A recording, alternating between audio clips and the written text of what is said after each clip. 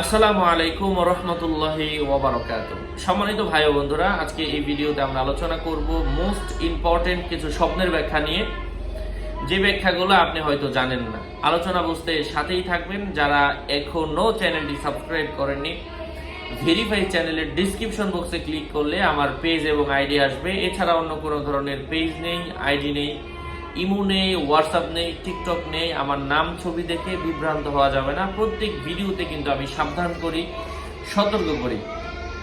যাই হোক, স্বপ্নে কোনো মানুষ যদি শুকনো পাতা দেখে, এর অর্থ হচ্ছে কোনো কাজ করে ক্ষতির সম্মুখীন হওয়ার সম্ভাবনা রয়েছে। স্বপ্নে কোনো মানুষ যদি পাল্লা দেখে, মানে পাল্লা পাথর দেখে, এর অর্থ হচ্ছে যদি অবিবাহিত হয়ে থাকে অতি সত্বর বিবাহের প্রস্তাব আসার সম্ভাবনা রয়েছে। পাল্লায় পাথর দেখার অর্থ হচ্ছে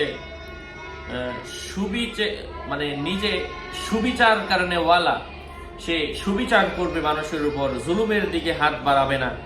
কোনো মানুষ যদি তার পায়খানা কষা দেখে, এর অর্থ হচ্ছে অসৎ পথে টাকা পয়সা ইনকাম হওয়ার সম্ভাবনা রয়েছে। পায়খানার সাথে রক্ত পড়তে দেখার অর্থ হচ্ছে আর্থিক ক্ষতির সম্মুখীন হওয়ার সম্ভাবনা রয়েছে। পায়খানা হাতে দেখার অর্থ হচ্ছে অবৈধ উপায়ে অর্থ উপার্জন করার সম্ভাবনা রয়েছে। স্বপ্নে পা দেখার অর্থ হচ্ছে বিদেশে কোনো যাত্রার প্রস্তুতি গ্রহণের সম্ভাবনা রয়েছে।